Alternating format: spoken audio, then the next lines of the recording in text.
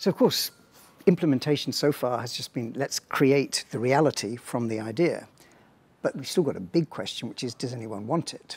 We've made some assumptions that this is going to create value for a market, whether it's a new product or service in the real marketplace, or if we're talking process innovation, it's a kind of internal market. Will people buy into this new way of doing things? And so we really need to understand what's going on from the market side as well. And probably one of the most useful tools there is to understand what goes on when people adopt a new idea. What affects, what influences that? And again, some wonderful work, which I found very helpful when I was first trying to understand this, by a man called Everett Rogers. His life's mission was to understand why innovations diffuse and what affects that.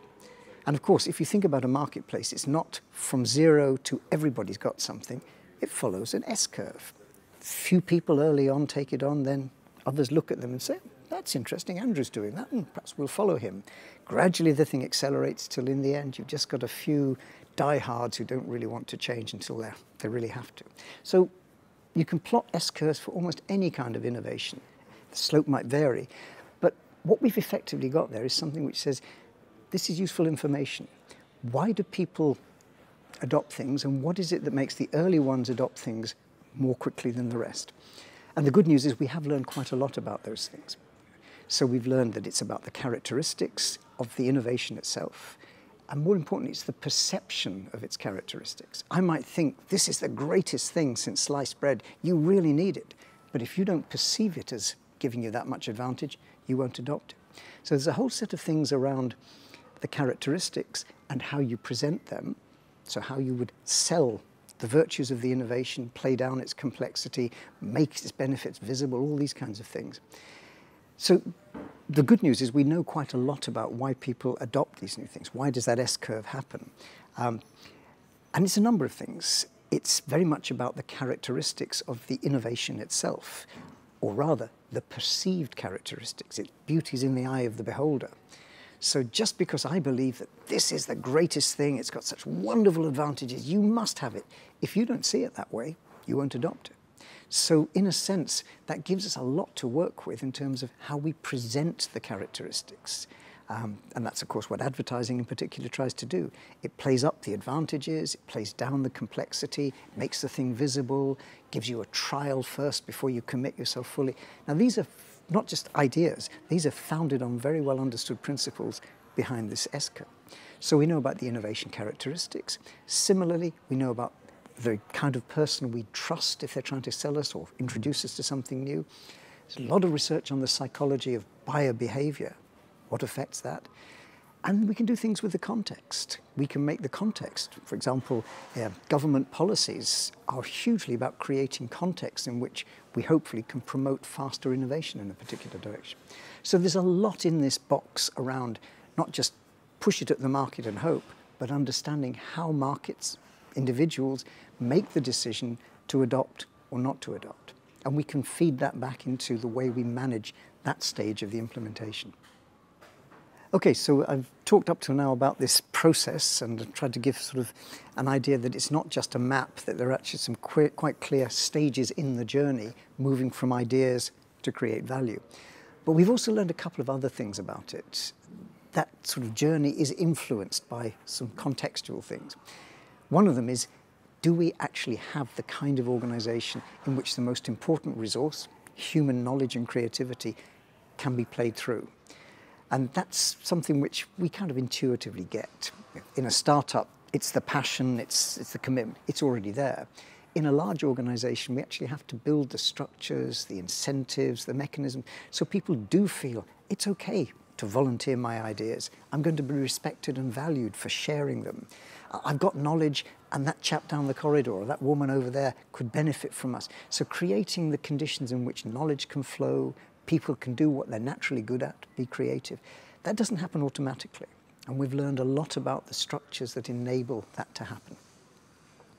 One of the big challenges with innovation, of course, is it's a wonderful word. Everybody uses it. I'll give you 30 seconds on any company website. You're going to hit that magic word, innovation, driving the business, working for the customer. It's everywhere.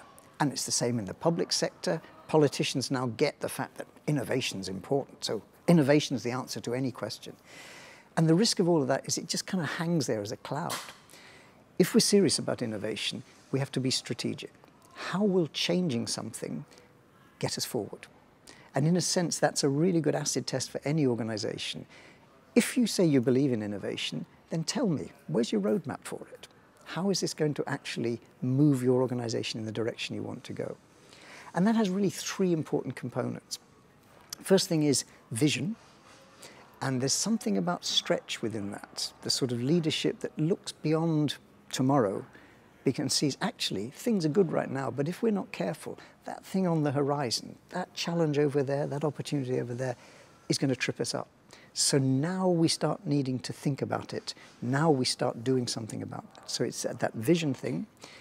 It's planning, of course. It's actually working out, well, how do we actually make this happen, and committing resources to do that. And it's communicating.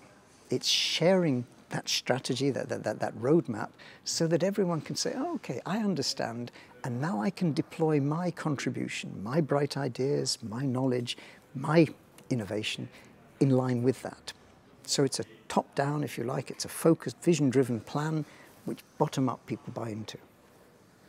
So we've got this picture. There's a process, a framework, a skeleton for the journey from idea to create value, and some idea of these contextual influences, the underlying innovative organization, the clear strategy which is communicated and shared. One last piece. Nobody starts with a perfect one of those. You learn.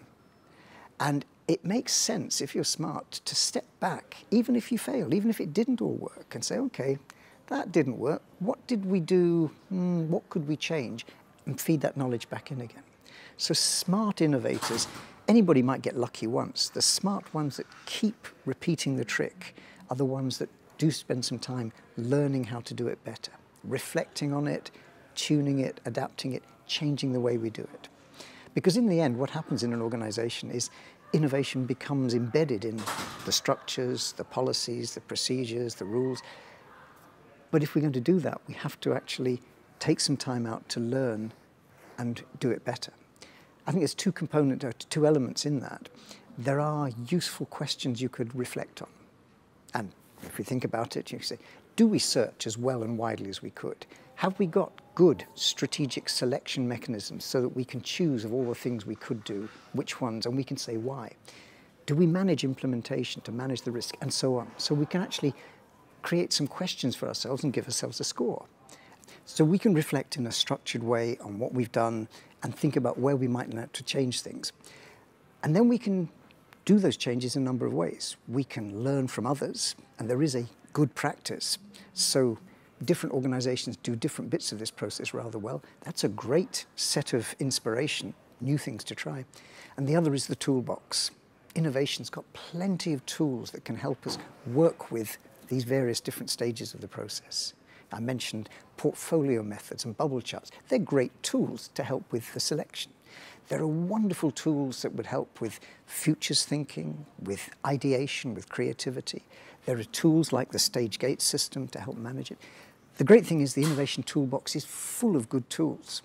However, like any toolkit in the hands of a novice, they're just dangerous things.